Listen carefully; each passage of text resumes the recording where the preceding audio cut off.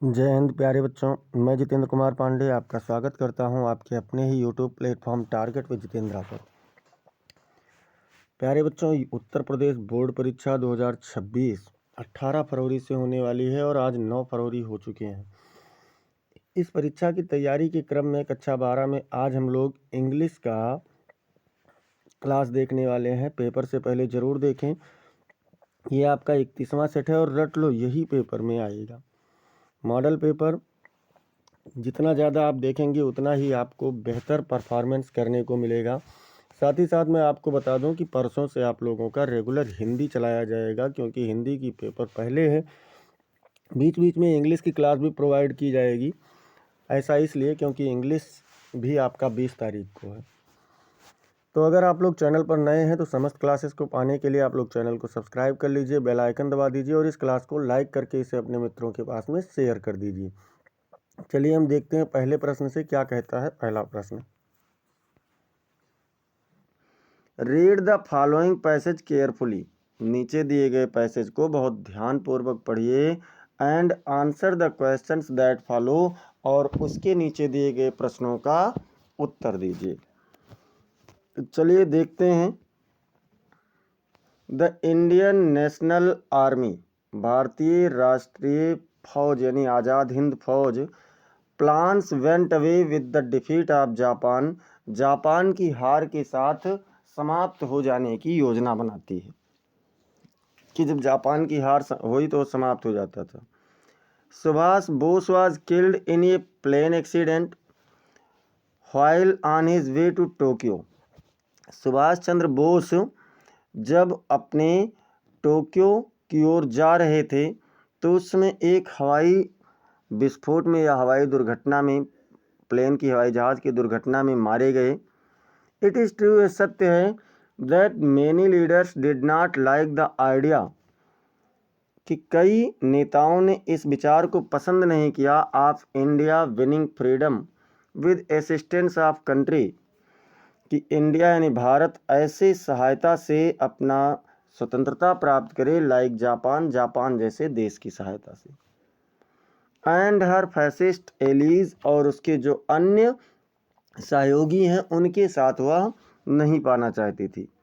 But during the closing years of the war, लेकिन युद्ध के अंतिम समय, अब समाप्त होने के समय के दौरान, Subhash Chandra Bose and the Indian National Army, मतलब सुभाष चंद्र बोस और आज़ाद हिंद फौज ने serve to hold up drooping spirits, serve मतलब सेवा किया, टू होल्ड अप मतलब ऊपर उठाने का, द ड्रॉपिंग स्पिरिट्स मतलब गिरती हुई आत्मा का, ऑफ नेशनलिस्ट मतलब भारतीयता की,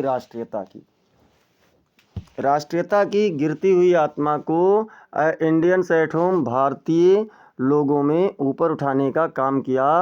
हु वेयर फीलिंग हेल्पलेस, जो असहाय प्रतीत होते थे, एंड फ्रस्ट्रेटेड और निराश प्रतीत होते थे। They set before all sections of the Indian people, उन्होंने भारतीय लोगों के सभी भागों की ओर ये व्यवस्थित किया, इंक्लूडिंग दोज, उनको भी मिलाते हुए, सर्विंग इन द आर्मी, सेना में सेवा करने का, an example of courage and patriotism मतलब राष्ट्रीय साहस और देशभक्ति की भावना को उन्होंने व्यवस्थित किया। व्हिच वाज बोथ इंस्पायरिंग, जो दोनों तरीके से प्रेरणादायक था, एंड इनोबलिंग और श्रेष्ठ था। देयरफॉर, इसलिए, when the government announced there decision, जब देश ने या सरकार ने अपना निर्णय घोषित किया, to prosecute some of the Indian National Army officers, कुछ भारतीय राष्ट्रीय यानी आज़ाद हिंद फौज के कर्मचारियों पर, अधिकारियों पर दोषारोपण किया, फॉर ट्रीजन मतलब धोखे का, because they had broken their oath of loyalty to the British crown, क्योंकि उन्होंने अंग्रेजी सत्ता के प्रति अपनी जिम्मेदारी का जो शपथ लिया था उसे तोड़ा था। There was a wave of nationalist protest, तो वहाँ पर राष्ट्रीयता की विरोध की एक लहर आ गई। There were massive demonstration all over the country, पूरे देश में एक विशाल, एक भारी आंदोलन छिड़ गया, संकेत हो गया। देयर वेयर परसिस्टेंट डिमांड्स, एक तीव्र मांग उठी that the officers should be released, कि अधिकारियों को छोड़ दिया जाना चाहिए। अब इसमें हमसे क्वेश्चन जो पूछ रहा है, फर्स्ट क्वेश्चन है बच्चों कि what was the result of the defeat of Japan. Japan की हार का परिणाम क्या था? तो the defeat of Japan resulted, Japan की हार का परिणाम था in the Indian National army plans going away, परिणाम स्वरूप मतलब आज़ाद हिंद फौज समाप्त होने जा रही थी। And Subhash Bose death in a plane accident, और सुभाष चंद्र बोस की मृत्यु एक हवाई जहाज़ दुर्घटना में होती है, while on his way to Tokyo, जब वो अपने टोक्यो की यात्रा पर जा रहे थे। इसमें दूसरा क्वेश्चन कह रहा है बच्चों कि what idea did many people not like, बहुत से लोगों ने कौन सा विचार नहीं पसंद किया? तो many people did not like the idea, बहुत से लोगों ने इस विचार को पसंद नहीं किया, of India winning freedom with assistance of a country like Japan and her fascist allies, कि भारत अपनी स्वतंत्रता की जीत को जापान जैसे और अपने मित्र देशों की सहायता से जीते। सी वाला क्वेश्चन क्या कह रहा है बच्चों? सी वाला क्वेश्चन कह रहा है who set an example of courage and patriotism, मतलब साहस और देशभक्ति के उदाहरण को किसने प्रस्तुत किया? तो Subhash Bose and Indian National Army, मतलब सुभाष बोस और आज़ाद हिंद फौज ने set an example of courage and patriotism, मतलब साहस और देशभक्ति का एक उदाहरण प्रस्तुत किया। इसमें डी वाला क्वेश्चन क्या कह रहा है? डी वाला क्वेश्चन कह रहा है कि हाउ कैन यू प्रूव, आप कैसे सिद्ध कर सकते हैं that there was a wave of nationalist protest, कि यह एक राष्ट्रीयता की विरोध की लहर थी। तो there were massive demonstrations all over the country, पूरे देश में एक विशाल आंदोलन का संकेत था। एंड परसिस्टेंट डिमांड्स, और एक तीव्र मांग थी, that the officer should be released, कि अधिकारियों को छोड़ दिया जाना चाहिए, स्वतंत्र किया जाना चाहिए। Which shows that there was a wave of nationalist protest, जो दर्शाता है कि यह एक राष्ट्रीयता के विरोध का लहर था। ई वाले में क्या कह रहा है बच्चों? एक एक क्वेश्चन 3-3 नंबर का था, ई वाला 3 नंबर का है, लेकिन इसमें 3 भाग हैं। इसमें कह रहा है which word in the passage means mutiny, mutiny शब्द पैसेज में यानी धोखा शब्द के लिए कौन सा अंग्रेजी लिया गया? तो the word treason in the passage means mutiny, passage में एक शब्द ट्रीजन लिया गया है जिसका अर्थ क्या होता है? म्यूटिनी होता है। इसके बाद में बी नंबर, इस दूसरा नंबर क्या कह रहा है? Which word in the passage is the opposite of equity, passage में कौन से शब्द का विलोम एक्विट है? तो पैसेज में एक्विट मतलब निर्दोष, और द वर्ड प्रोसिक्यूट मतलब दोषी कह सकते हैं। In the passage is the opposite of equity, equity शब्द का विलोम है। अगला क्या कह रहे हैं बच्चों? What is the meaning of the phrase, एक फ्रेज है जिसका अर्थ क्या है? फीलिंग हेल्पलेस एंड फ्रस्ट्रेटेड, असहाय और निराश महसूस करना, क्रोधित महसूस करना। तो the phrase feeling helpless and frustrated means, जो वाक्यांश फीलिंग हेल्पलेस एंड फ्रस्ट्रेटेड है उसका अर्थ है feeling unable to do anything to change a difficult और अनप्लीजेंट सिचुएशन, मतलब एक मुश्किल या दुखकारी, दुखद परिस्थिति को बदलने के लिए अपने आप को असमर्थ महसूस करना। एंड फीलिंग एनाइड और क्रोधित और इरिटेटेड या झुंझलाहट महसूस करना because of it. Question section A में हो चुका है। एक बार सभी लोग क्लास को शेयर कर दीजिए, लाइक कर दीजिए, और अगर अब तक आप लोगों ने सब्सक्राइब नहीं किया है तो सब्सक्राइब भी कर लीजिए। सेक्शन बी में दूसरा क्वेश्चन है, right an article on any one of the following topics in about 100 to 150 words. तो नीचे दिए गए किसी भी टॉपिक में से आप 100 से 150 शब्दों में एक निबंध लिखिए। टॉपिक क्या है बच्चों? डिमेरिट्स ऑफ डाउरी सिस्टम, मतलब दहेज प्रथा के दोष। और क्या है? Service in the love of science in the service of Mankind, मतलब मानवता की सेवा में विज्ञान। और unemployment in India and it's solution, Bharat में बेरोजगारी की समस्या और इसका समाधान। तो इससे संबंधित आप लोगों को इन तीनों टॉपिक में से किसी एक टॉपिक पर एस्से लिखना है। अब कौन से टॉपिक पर लिखेंगे? तो चलिए देख लेते हैं। Science in the service of mankind. देखिए, science in the service of mankind में है, मतलब मानवता की सेवा में विज्ञान। तो इसमें क्या क्या है बच्चों? इसमें कह रहा है, हाँ, इसमें कह रहा है कि science has transformed human life in numerous ways. विज्ञान ने मानव जीवन को अनगिनत तरीकों से परिवर्तित कर दिया है। Bringing about significant improvements in various fields, विभिन्न क्षेत्रों में, वेरियस मतलब विभिन्न, इम्प्रूवमेंट्स मतलब सुधार, सिग्निफिकेंट मतलब महत्वपूर्ण, यानी विभिन्न क्षेत्रों में महत्वपूर्ण सुधार लाते हुए मानव जीवन में विज्ञान ने अनगिनत परिवर्तन कर दिया है।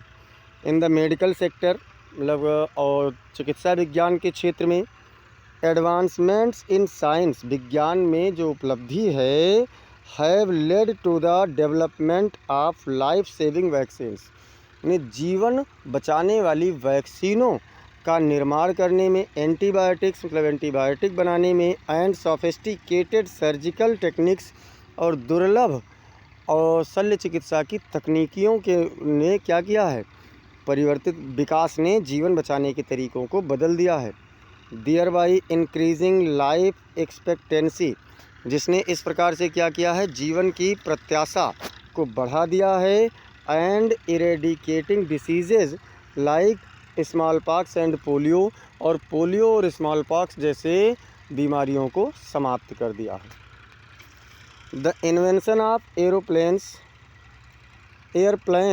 हैज़ रिवॉल्यूशनाइज्ड ट्रांसपोर्टेशन, मतलब एयरप्लेन के आविष्कार ने ट्रांसपोर्ट यानी यातायात के संसाधनों में क्रांति ला दी है। Connecting the world like never before, पूरे विश्व को इस प्रकार से जोड़ दिया जैसा कि पहले कभी नहीं जोड़ा था। The internet has further bridged gaps, इसके बाद जो इंटरनेट है उसने इस गैप को और अधिक भर दिया है, इस खाली स्थान को और अधिक भर दिया है। इनेबलिंग इंस्टेंट कम्युनिकेशन, मतलब त्वरित संचार को व्यवस्थित करते हुए, and access to vast information, और अत्यधिक या विशाल सूचनाओं की प्राप्ति के कारण इसने और अधिक परिवर्तित कर दिया है। Science has also boosted agricultural productivity, विज्ञान ने कृषि उत्पाद को भी बढ़ावा दिया है थ्रू मॉडर्न फार्मिंग टेक्निक्स, मतलब आधुनिक फार्मिंग यानी खेती की तकनीकियों के माध्यम से, एंड मशीनरी और यांत्रिकी से।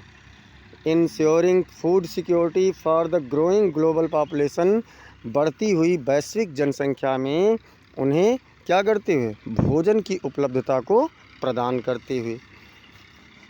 फर्दर मोर, इससे भी अधिक, scientific research has led to breakthroughs in renewable energy, वैज्ञानिक अनुसंधान ने कह सकते हैं नवीकरणीय ऊर्जा की खोज से और अधिक ऊर्जा को उपलब्धता दी है, such as solar and wind power, जैसे कि सूर्य शक्ति यानी सौर ऊर्जा और पवन शक्ति। Reducing our reliance on fossil fuels, हमारे जो जीवाश्म ईंधन पर, हमारी फॉसिल मतलब जीवाश्म होता है, फ्यूल्स मतलब ईंधन, हमारे जीवाश्म ईंधन पर निर्भरता को कम कर दिया है। एंड मिटिगेटिंग क्लाइमेट चेंज, और जलवायु परिवर्तन को भी कम किया है। Space exploration has expanded our understanding of the universe, मतलब जलवायु स्पेस मतलब है अंतरिक्ष विस्तार ने या अंतरिक्ष की खोजों ने हमारे ब्रह्मांड की समझ को और भी अधिक बढ़ाया है। Inspiring new discoveries and possibilities मतलब नए नए खोज और नए नए संभावनाओं को प्रेरित करते हुए। हाउएवर जैसा कि क्या कहा, हाउएवर जैसा कि the misuse of science in creating weapons of mass destruction is alarming and underscores. जैसा कि जो एक विज्ञान की दुरुपयोग से औषधियों का खोज औषधि नहीं औजारों का जो खोज किया गया है उससे बहुत सारी बर्बादीपूर्ण और चेतावनीपूर्ण खोज या कह सकते हैं चेतावनियाँ इसके लिए एक हानिकारक पक्ष हैं। The need for responsible application जिसे एक जिम्मेदारी तरीके से लागू करने की आवश्यकता। ओवरऑल अंततः साइंस मतलब विज्ञान व्हेन हार्नेस्ड रिस्पॉन्सिबली जब इसका जिम्मेदारी पूर्वक उपयोग किया जाए greatly enhance the quality of human life तो ये मानव जीवन में बहुत बड़ा सुधार करती है।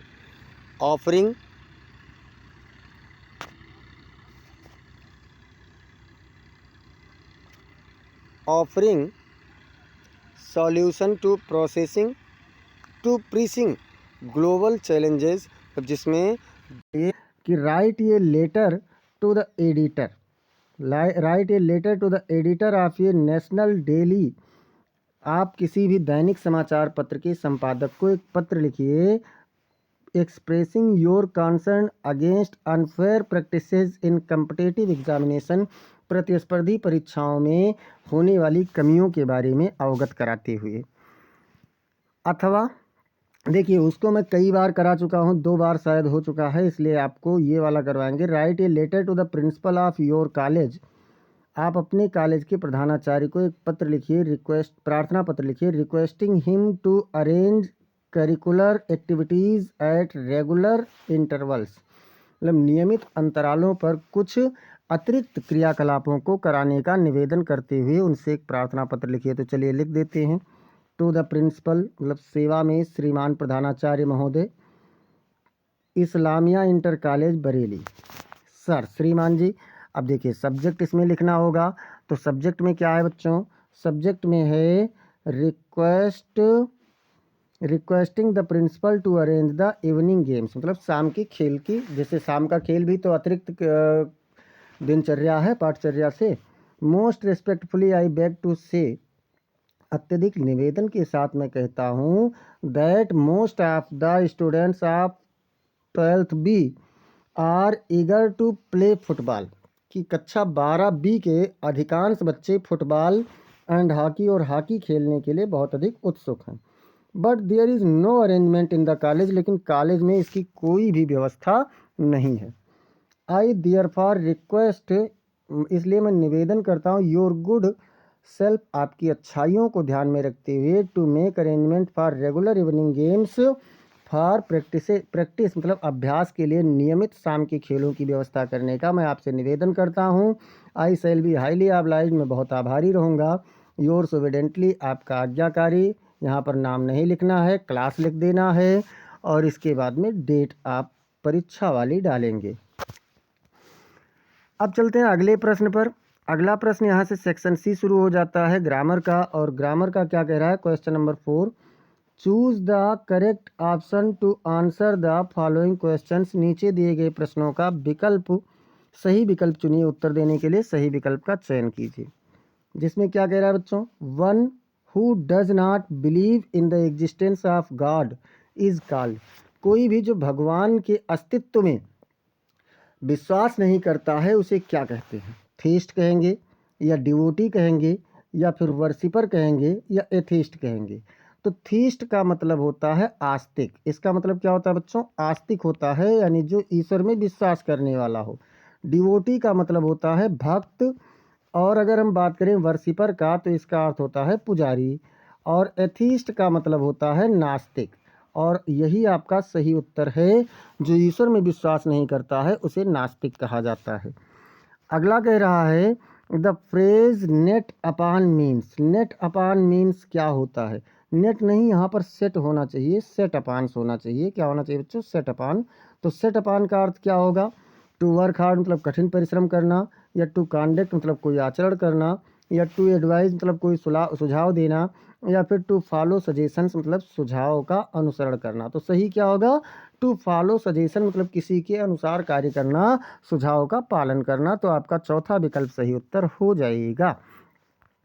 सी नंबर में कह रहा है कि the synonym of controversy is, controversy यानी कि विरोधाभास का समानार्थी क्या है? फाइट है, या फिर एग्रीमेंट है, या फिर डिस्प्यूट है, या फिर रिजोल्यूशन है।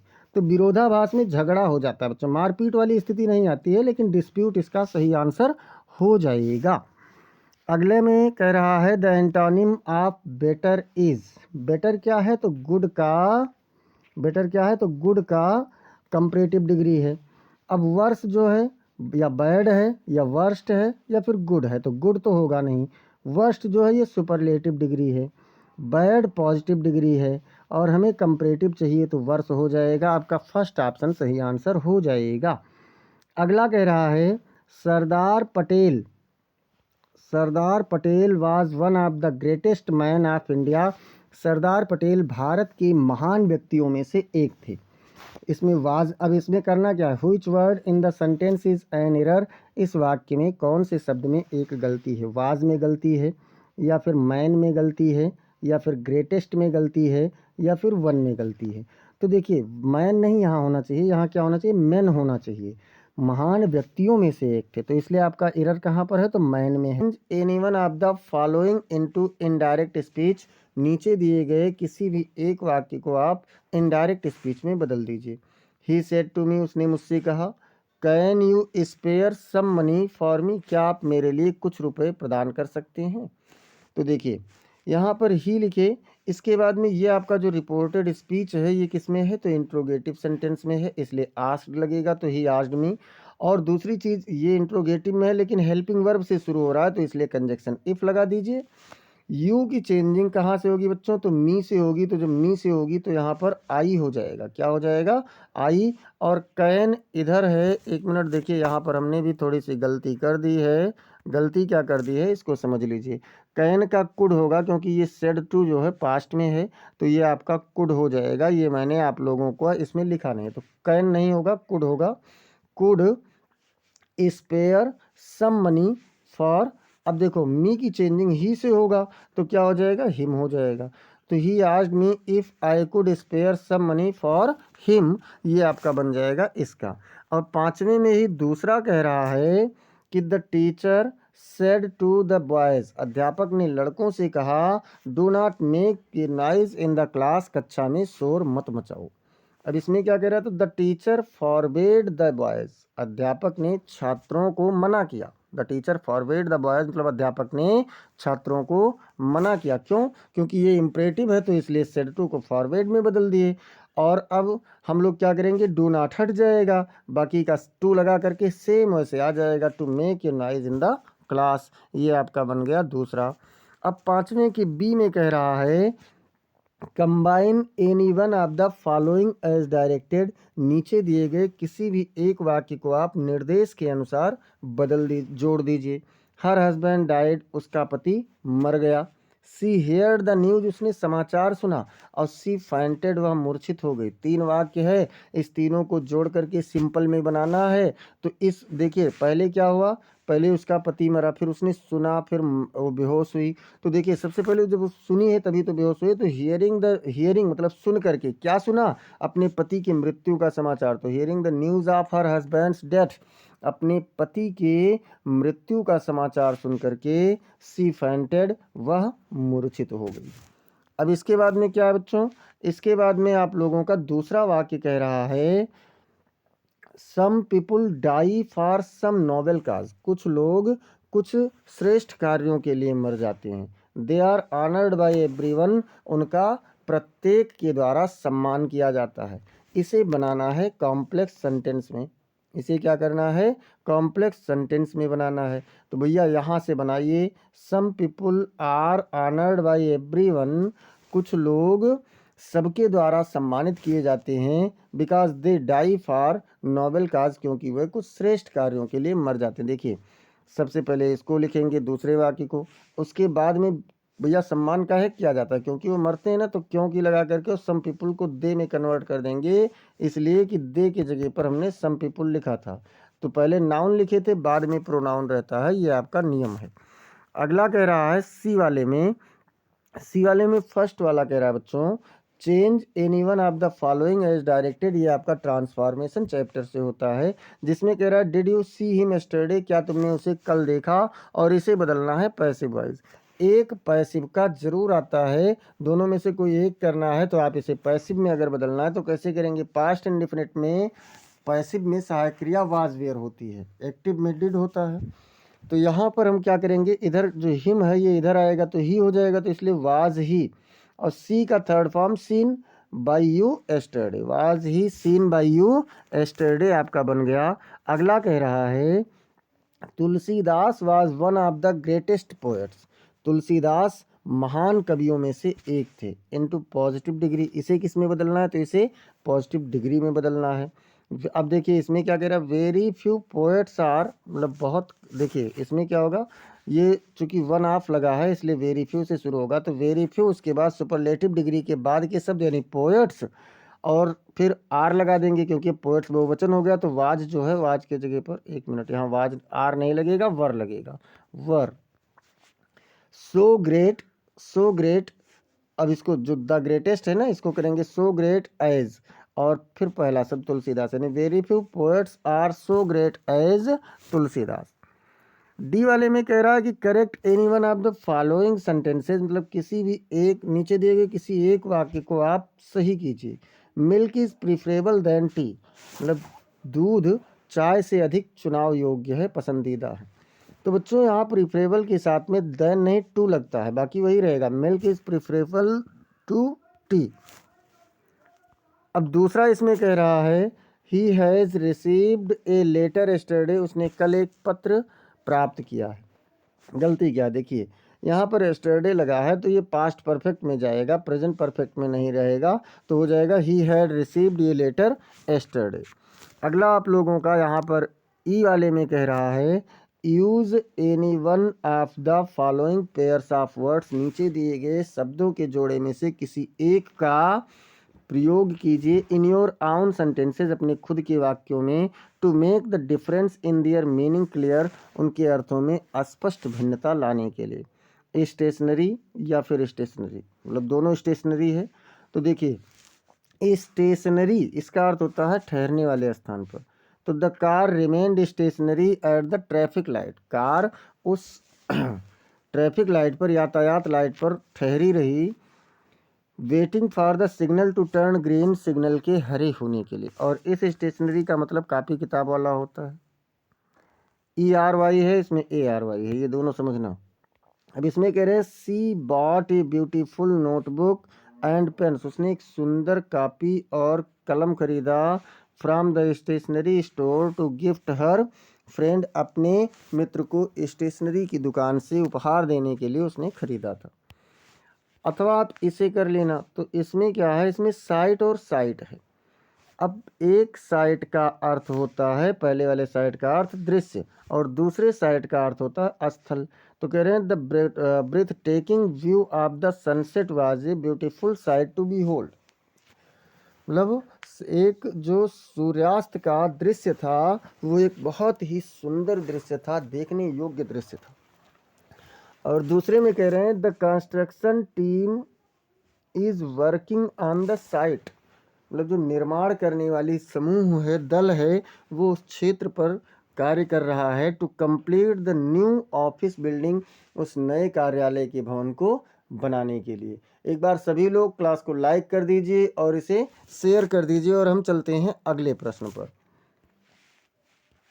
अगला प्रश्न कह रहा है translate the following passage into English, मतलब अंग्रेजी में नीचे दिए गए पैसेज को अंग्रेजी में अनुवाद कीजिए। इसमें क्या कह रहा है, भारत एक कृषि प्रधान देश है, मतलब India is a agricultural country, क्या कहेंगे, India is a agricultural country. यदि यहाँ पढ़े लिखे लोग खेती की ओर ध्यान दें। यानी if educated people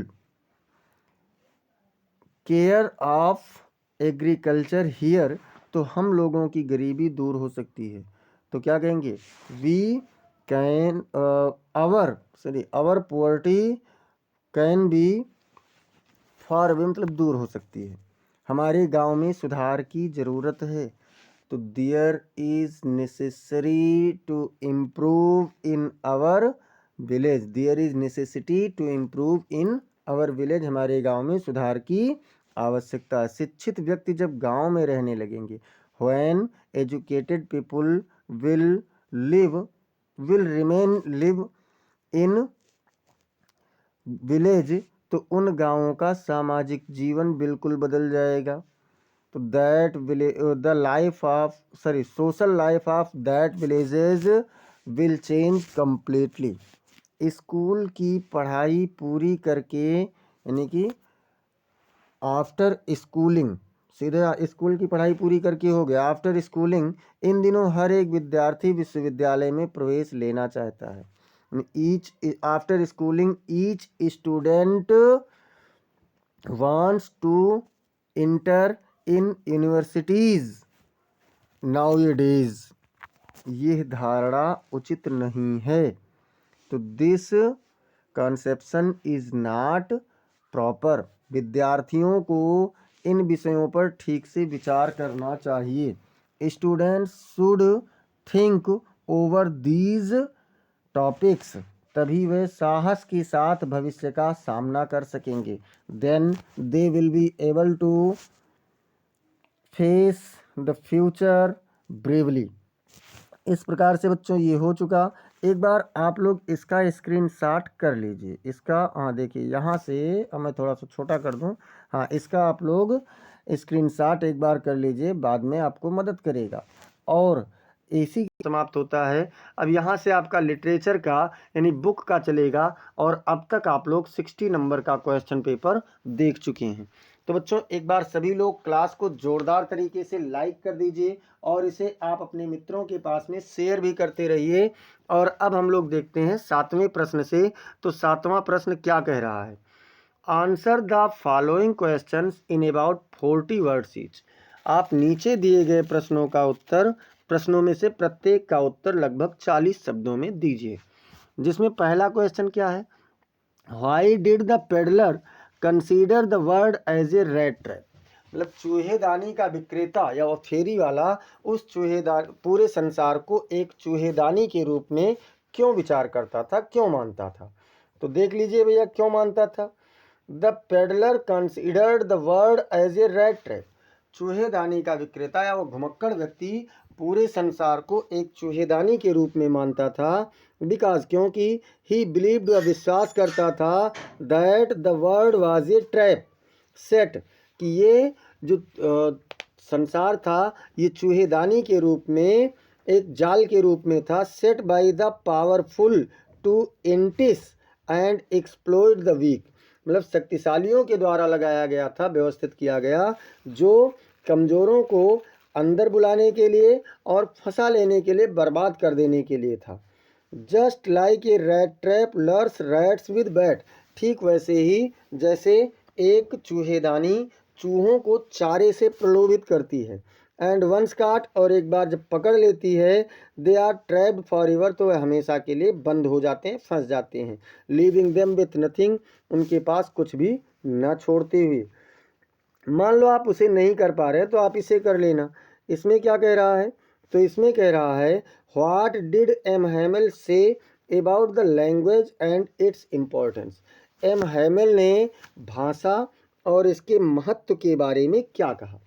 M Hamel ने भाषा और इसके महत्व के बारे में क्या कहा, तो चलिए देख लेते हैं। M Hamel said, M Hamel ने कहा, दैट कि French was the most beautiful language, फ्रांसीसी भाषा सबसे अधिक सुंदर भाषा थी, इन द वर्ल्ड, मतलब विश्व में। एम हैमेल ने कहा कि फ्रांसीसी भाषा विश्व में सबसे अधिक सुंदर भाषा थी। द क्लियरेस्ट, मतलब सबसे स्पष्ट, एंड मोस्ट लॉजिकल, और सबसे अधिक तार्किक भाषा थी। And that it was their heritage, और जिससे कि यह उनकी एक विरासत थी। हेरिटेज मीन्स विरासत। ही इम्फेसाइज्ड, उन्होंने दृढ़ता से कहा, that they should cherish and preserve it, कि उन्हें इसका सुरक्षा करना चाहिए और बचा के रखना चाहिए। As it was the key to their freedom and identity, क्योंकि यह उनकी स्वतंत्रता और पहचान की चाबी है। And would always be a language of love and solidarity, और मजबूती और प्रेम की उनकी एक हमेशा के लिए भाषा बनी रहेगी। अब बी नंबर पर क्या कह रहा है बच्चों? तो बी नंबर पर कह रहा है, what does garbage mean to the elderly people, बड़े लोगों के लिए कूड़े का मतलब क्या होता है? बड़े लोगों के लिए कूड़े का मतलब क्या होता है? तो फॉर द एल्डरली पीपुल, मतलब बड़े लोगों के लिए, elderly rag people, rag picker जो बड़े कूड़ा बीनने वाले लोग हैं, उनके लिए garbage is a means of livelihood, कूड़े का मतलब जीविका है। ए सोर्स ऑफ इनकम, आय का एक स्रोत है। And a way to survive, और जीने का एक तरीका है।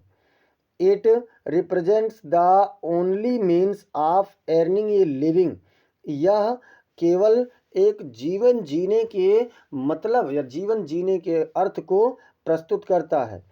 Providing for their daily needs, उनके प्रतिदिन की दैनिक आवश्यकताओं की पूर्ति प्रदान करते हुए। And कॉपिंग with the hardships of life, और जीवन की कठिनाइयों, जीवन की मुश्किलों के साथ चलने के लिए। Giving them a sense of purpose, जो उन्हें उद्देश्य की एक समझ को देते हुए ये सारी चीज़ें उन्हें उपलब्ध कराती है। मान लो आप इसे नहीं कर पा रहे हैं तो अथवा वाले में कर लेना। और अथवा वाले में क्या कह रहा है बच्चों? तो अथवा वाले में कह रहा है, how does the author feel just before he becomes unconscious, कब लेखक कैसा महसूस करता है, मतलब ठीक बेहोश होने के ठीक पहले लेखक ने कैसा महसूस किया, जब बेहोश हो रहा था उसके ठीक पहले उसने क्या महसूस किया। तो भैया द ऑथर फील्स, लेखक महसूस करता है, ए सेंस ऑफ फियर, मतलब डर का एक भाव, पैनिक मतलब घबराहट, एंड डिस्पेयर और निराशा, just before he becomes unconscious, मतलब बेहोश होने के ठीक पहले। लेखक बेहोश होने के ठीक पहले डर, घबराहट और निराशा के भाव को महसूस करता है। As he is gripped by the paralysing grip of carbon monoxide poisoning, जब वह, एक मिनट बच्चों, एक मिनट, यहाँ कार्बन मोनोऑक्साइड नहीं होना चाहिए, यहाँ पर वाटर होना चाहिए। जब वह वाटर के यानी पानी के एक संज्ञा शून्य करने वाले जकड़ में फंस गया, and his body is shutting down, और उसका शरीर धीरे धीरे कार्यशील यानी निष्क्रिय हो रहा था। मेकिंग हिम हेल्पलेस, उसे असहाय बनाते हुए। एंड वल्नरेबल, और दयनीय बनाते हुए। With a sense of losing control, जब वो अपने नियंत्रण। आठवां क्वेश्चन कह रहा है, answer any one of the following in about 80 words, किसी भी एक का आप 80 शब्दों में उत्तर दीजिए। और देखते हैं कि पहला प्रश्न क्या है, दो दिया जाएगा, कोई एक करना होगा। Describe the life of people working in the glass bangle industry, मतलब कांच के फैक्ट्री में कांच की चूड़ियों का जो निर्माण करने वाले कर्मचारी हैं, लोग हैं, उनके बारे में वर्णन करो, उनके जीवन का वर्णन करो। तो चलिए वर्णन करते हैं और देखते हैं। The life of people working in the glass bangle industry, तो चूड़ी उद्योग कारखाना में कार्य करने वाले लोगों का जीवन is marked by hardship and struggle, मतलब कठिनाइयाँ और संघर्ष से चिन्हित किया गया है। सविता, ये यंग वोमेन, मतलब सविता एक छोटी महिला, एक युवा महिला, वर्क्स टायरलेसली, मतलब बिना थके हुए कार्य करती है। Her hands stained with burns and scars, उसके हाथ जलने से और दागों से खुरदुरे हैं। फ्रॉम हैंडलिंग हॉट ग्लास, गर्म कांच की चूड़ियों को पकड़ने की वजह से सख्त हो गए हैं। सी टॉयल्स इन ए स्मॉल डिंगी रूम, वह एक छोटे से बदबूदार कमरे में परिश्रम करती है, कार्य करती है। Her eyes strained from focusing on intricate designs. उस दुर्लभ डिज़ाइन यानी तौर तरीकों पर कार्य करने की वजह से उसकी आंखें अभ्यस्त हो गई हैं, धीरे धीरे सिकुड़ रही हैं। The work is labour intensive, मतलब ये कार्य अत्यधिक परिश्रम का है। And the pay is meagre, और भुगतान बहुत थोड़ा सा है। भुगतान बहुत थोड़ा सा है और वर्क बहुत अधिक है। डिस्पाइट द चैलेंजेस, इन चुनौतियों के बावजूद भी Savita continues to work, Savita कार्य करना जारी रखती है। Driven by the need to support her family, अपने परिवार की मदद करने की आवश्यकताओं से प्रेरित होकर वो कार्य कर रही है। Her story reflects the plight of many in the industry, उसकी कहानी इस उद्योग में बहुत से लोगों के फंसे होने के प्रतिरूप को प्रदर्शित करती है। ट्रैप्ड इन ये साइकिल ऑफ पॉवर्टी एंड ड्रगरी, जो गरीबी और अभाव के इस कुचक्र में फंसे हुए हैं। अथवा, अब देखिए बी में से है, बी क्या कह रहा है, तो बी नंबर कह रहा है बच्चों कि how did Gandhi ji reach Champaran, Gandhi ji Champaran कैसे पहुँचे। And how did he solve the problem of farmers, और उन्होंने किसानों की समस्याओं का समाधान कैसे किया। तो देखते हैं भैया क्या कह रहे हैं। Gandhi ji reached Champaran at the invitation of Rajkumar Shukla. Gandhi ji Rajkumar Shukla के आमंत्रण पर चंपारण पहुंचे। अब राजकुमार शुक्ला कौन है, ए लोकल फार्मर, मतलब एक स्थानीय किसान, who approached him at the Lucknow Congress, जो लखनऊ कांग्रेस के सम्मेलन में उन्हें मिला था। Shukla urged Gandhi to visit Champaran, Shukla ने गांधी से चंपारण आने के लिए निवेदन किया। And address the plight of indigo farmers, और जो नील के किसान हैं उनकी स्थितियों से संबोधित किया। एक्सप्लॉइटेड बाई ब्रिटिश प्लांटर्स, जो अंग्रेज अधिकारियों से यानी अंग्रेज जमींदारों से बहुत अधिक परेशान थे। गांधी अराइव्ड इन चंपारण इन अप्रैल 1917, गांधी चंपारण में अप्रैल 1917 में पहुंचे। एंड बिगेन ऑर्गेनाइजिंग फार्मर्स, और किसानों को संगठन बनाने लगे। लिसनिंग टू दियर ग्रीवेंसेज, उनके दुखों को सुनते हुए। And promoting non violent resistance, और अहिंसा के आंदोलन को विकसित करते हुए उन्होंने अपना कार्य शुरू किया। फिर क्या कह रहे हैं बच्चों, ही कलेक्टेड टेस्टिमोनीज, उन्होंने चरित्र यानी गुणों को इकट्ठा किया।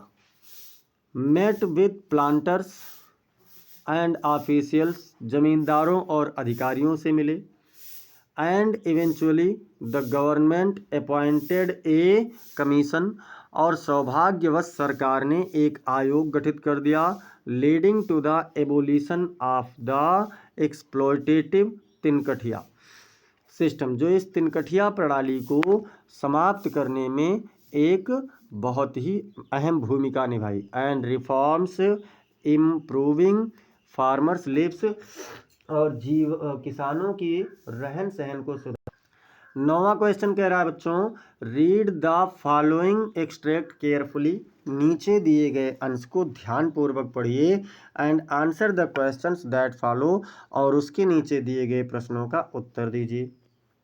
क्या कह रहे हैं, I looked again at her, मैंने उन्हें दोबारा देखा। कवियत्री कह रहे मैंने उन्हें दोबारा देखा। Wan pale as a late winter's moon, जो उदास थी और पीली थी एक देर में जैसे चंद्रमा, ठंडी के चंद्रमा के समान उदास थी। And felt that old familiar ache, और उस पुराने परिचित दर्द को महसूस किया। माई चाइल्डहुड फेयर, जो मेरे बचपन का भय था। But all I said was, लेकिन जो कुछ भी मैंने कहा था वो था, क्या था, सी यू सून अम्मा, अम्मा आपसे जल्द मिलूंगी। ऑल आई डिड, जो कुछ मैंने किया, was smile and smile and smile, वो मैं मुस्कुराई और मुस्कुराती रही और मुस्कुराती ही रही। तो इस प्रकार से बच्चों ये आप लोग बता सकते हैं कि कौन सा पोएम है। कमेंट सेक्शन में पोएम का नाम बताइए और साथ ही साथ पोएट का नाम भी बताइए।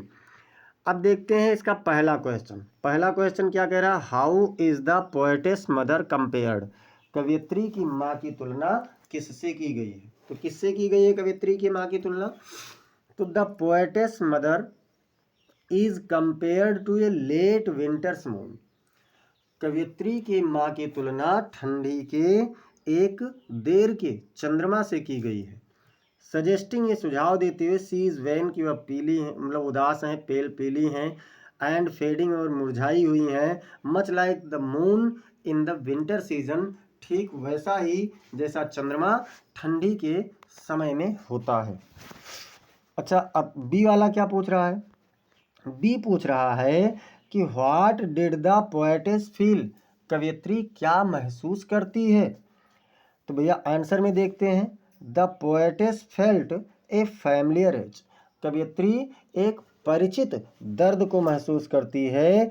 ए चाइल्डहुड फेयर, एक बचपन का भय। Likely the fair of losing her mother, ठीक वैसा ही जिससे अपनी माँ को खोने का भय उसे होता है। सी नंबर क्या कह रहा है, सी नंबर कह रहा है what did the poetess do at the time of farewell, विदाई के समय पर यानी प्रस्थान के समय पर कवियत्री ने अपनी माँ के लिए क्या किया था। तो at the time of farewell, विदाई के समय पर, the poetess smiled and smiled and smiled, कवियत्री मुस्कुराई और मुस्कुराती रही और मुस्कुराती रही। Trying to hide her true emotion, अपने सच्चे भावों को छुपाने का प्रयास करते हुए, and put up a brave face, और एक बहादुर चेहरा बनाए रखा। सेइंग, कहते हुए, सी यू सोन अम्मा, अम्मा 10। क्वेश्चन नंबर 10 कह रहा है right the central idea of any one of the following poems, किसी भी मतलब नीचे दिए गए कविता में से, नामों में से किसी एक पर आप केंद्रीय भाव उसका लिखिए। तो कीपिंग क्वाइट है बच्चों, ए थिंग ऑफ ब्यूटी है, और ए रोड साइड स्टैंड है। बार बार कहता हूँ 5 सेंट्रल आइडिया है, कोई भी 3 आप लोग याद कर लीजिएगा। और देखते हैं इसमें से कि क्या है। इसमें से आप लोगों का जो सेंट्रल आइडिया है, the central idea Pablo Neruda's poem, मतलब पाब्लो नेरूडा की कविता का केंद्रीय भाव कीपिंग क्वाइट, जो क्या है कीपिंग क्वाइट है, is the importance of introspection, ये आत्म दर्शन का एक महत्वपूर्ण भाव है। साइलेंस मतलब शांति का, एंड स्टिलनेस और गंभीरता का, इन ए पोएटिक वर्ड, एक अद्भुत शोर शराबापूर्ण संसार में।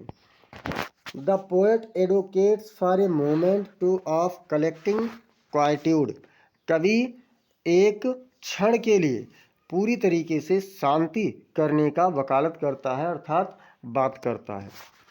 Where people cease their activities, जहाँ पर लोग अपने क्रियाकलापों को रोक दें, बंद कर दें, and reflect on their actions, और अपने कार्यों को प्रभावित कर दें, मतलब परावर्तित कर दें, इमोशंस अपने भावों को, and connections और अपने लगावों को पुनः वो परावर्तित कर सकें। The silence is not just the absence of noise, शांति केवल शोर शराबों का बंद हो जाना ही नहीं है या अनुपस्थित होना ही नहीं है, but a catalyst for understanding, बल्कि अपने आप को समझने का एक उत्प्रेरक है। यूनिटी, एकता का, एंड हार्मोनी और संयम के लिए यह एक उत्प्रेरक है।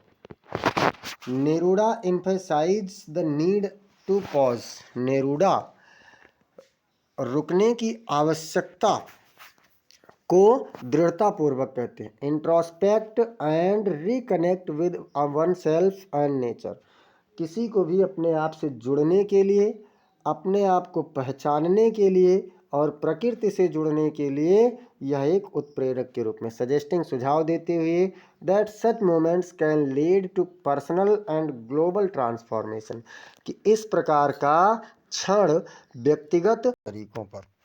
क्वेश्चन नंबर 11 कह रहा है answer the following questions in about 40 words each, मतलब नीचे दिए गए प्रश्नों का आप लगभग 40 शब्दों में उत्तर दीजिए।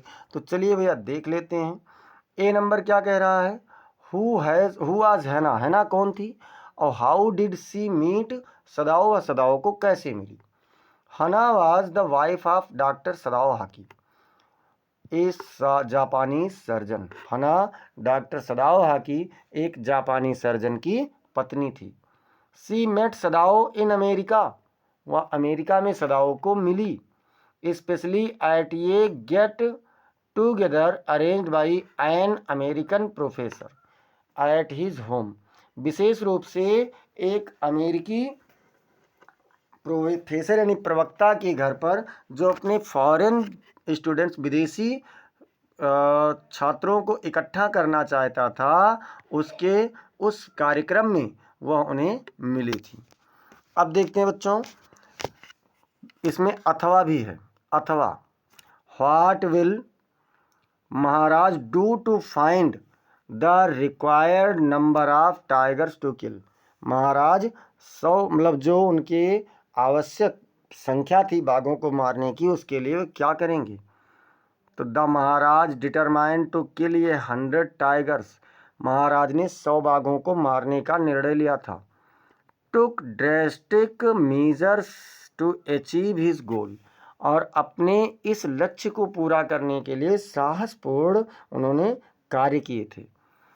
ही banned tiger hunting in the state, उन्होंने राज्य में बाघों के शिकार पर प्रतिबंध लगा दिया।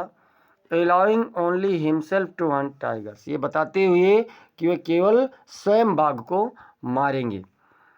दिस इंश्योर्ड, ये विश्वास दिलाता है that he had exclusive access to the tiger population, कि बाघों की जनसंख्या पर उनका एकाधिकार था। Increasing his chances of reaching his target, जिससे अगर वो अपनी जनसंख्या को बढ़ाते बाघ, तो वो अपने उस लक्ष्य को पूरा करने के अवसर ज़्यादा तीव्र गति से बढ़ जाता। अब देखते हैं बच्चों, इसका बी नंबर क्या कह रहा है। बी नंबर कह रहा है, what is that draws Derry towards Lamb in spite of himself, वो क्या चीज़ थी जो डेरी को उसके स्वयं के सिवाय मिस्टर लैम्ब के पास आकर्षित कर गई, खींच कर ले गई। डेरी एक complex and troubled character, Derry एक मिश्रित और परेशान पात्र है। Is drawn to Mister Lamb, Mister Lamb के पास खींचा चला जाता है। डिस्पाइट हिज इनिशियल रेसिस्टेंस, उसके आंतरिक प्रतिरोध के बाद भी। Several factors contribute to this unexpected connection, इस अप्रत्याशित लगाव के लिए कई तथ्य हैं। कौन कौन से तथ्य हैं, चलो देख लेते हैं। एक तो काइंडनेस एंड एक्सेप्टेंस, मतलब दयालुता और स्वीकृति। नॉन जजमेंटल एटीट्यूड, उसके अंदर कोई भी निर्णायक कह सकते हैं भाव नहीं था। शेयर्ड एक्सपीरियंसेस ऑफ पेन, अपने दर्द के अनुभव को साझा करना। Lamb's patience and understanding, Lamb का धैर्य और समझने की क्षमता। अथवा मान लो आप उसे नहीं कर पा रहे हैं तो आप इसे कर लेना भैया। अथवा में क्या कह रहा है, what was the third level, तृतीय तल क्या था। वेयर वाज इट सिचुएटेड, ये कहाँ था। The third level was a mysterious secret level at grand central station, जो तृतीय तल था ये एक रहस्यमयी तल था ग्रांड सेंट्रल स्टेशन पर। A major railway station in New York city, New York city का एक मुख्य रेलवे स्टेशन है। It was situated beneath the existing 2 levels of the station, ये उस स्टेशन के 2 तल के नीचे, उस स्टेशन के 2 तल के नीचे स्थित था।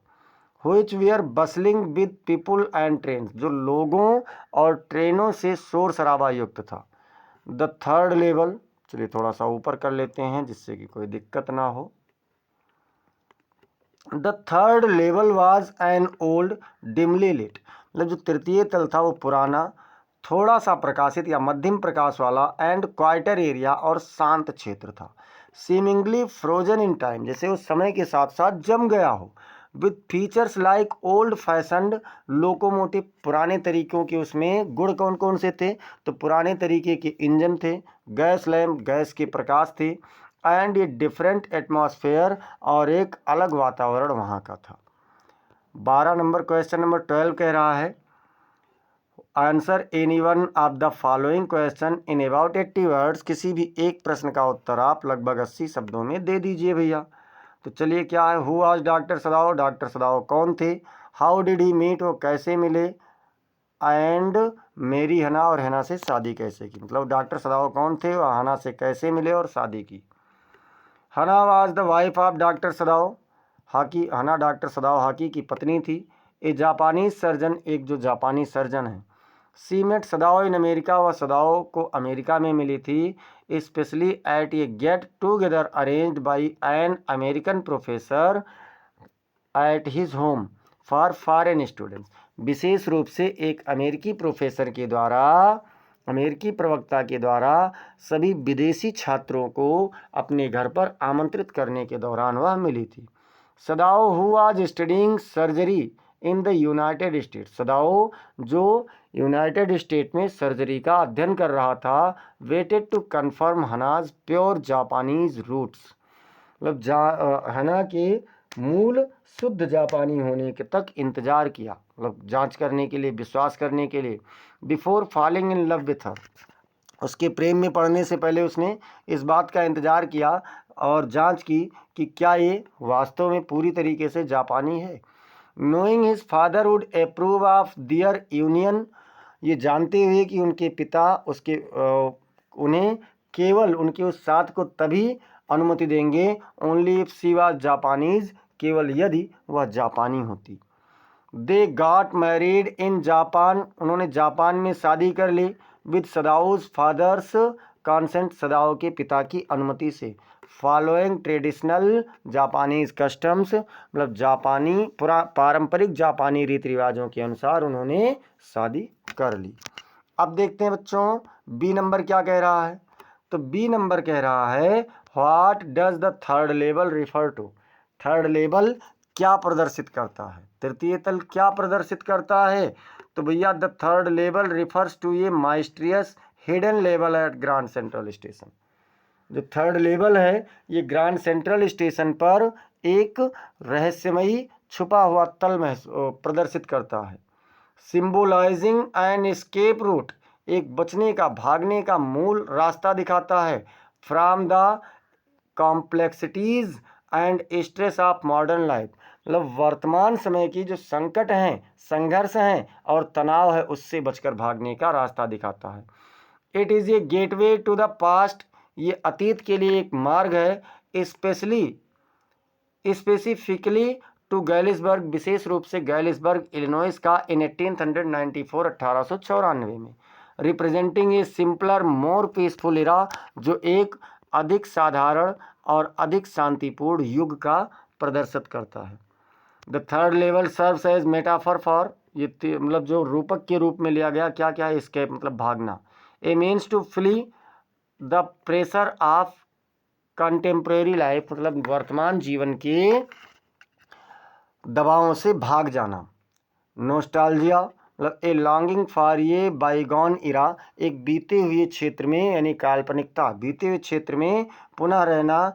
परसीव्ड एज मोर आइडियलिक, मतलब जो बहुत अधिक आपके विचारों में विद्यमान रहता है। इमेजिनेशन मतलब कल्पना। A product of Charlie's imagination, Charlie के कल्पना का एक क्या है, चार्ली के कल्पना का एक उत्पादन। ब्लरिंग रियलिटी एंड फैंटासी, जो वास्तविकता और काल्पनिकता को एक दूसरे में धूमिल करता है। द इनिग्मेटिक लेवल स्पार्क्स क्यूरियोसिटी, ये जो एक मतलब तात्कालिक तल है, या कह सकते हैं मतलब जिसका हम लोग कुछ नहीं कर सकते हैं, यानी बिना किसी सोच के उत्सुकता। Inviting exploration of its symbolism, इसके प्रतीक को प्रतीक के विस्तार को दर्शाती है and significance in the story, और इस कहानी में क्या करती है, इस कहानी में उसके महत्व को दर्शाती है। तो बच्चों आप लोग निरंतर अंत तक जुड़े जुड़े रहते हैं, इसके लिए बहुत बहुत धन्यवाद। और एक चीज़ मान लीजिए, सफलता एक दिन में नहीं लेकिन एक दिन जरूर मिलती है। कहा भी जाता है कि जीत की खातिर जुनून होना चाहिए, खौलता उबलता खून होना चाहिए, ये आसमां भी आ जाएगा ज़मीन पर, बस इरादों में जीत की गूंज होनी चाहिए। तो बच्चों अपने इरादों में जीत की गूंज को बनाए रखिए, जुनून को बनाए रखिए, और उस जुनून के अकॉर्डिंग आप परिश्रम करते रहिए। यकीन मानिए आप बिल्कुल सफल होंगे, 100% आप बढ़िया करेंगे पेपर में, और आपका दावा है 95% प्लस आप लोग लेकर के आ सकते हैं अगर आप ज़बरदस्त मेहनत करते रहते हैं तो। चलिए, अगर आप लोग अब तक चैनल को सब्सक्राइब नहीं किए हैं तो चैनल को सब्सक्राइब जरूर कर लीजिए, साथ ही साथ बेल आइकन दबाना ना भूलिए। क्लास को आप लोग लाइक कर दीजिए, इसे अपने मित्रों के पास में शेयर करते रहिए, और कमेंट सेक्शन में अपने सुझाव ज़रूर प्रेषित करते रहें, क्योंकि आपका सुझाव ही मुझे आगे बढ़ाने में मेरी मदद करता है। मिलते हैं फिर अगली क्लास में, तब तक के लिए जय हिंद, जय भारत।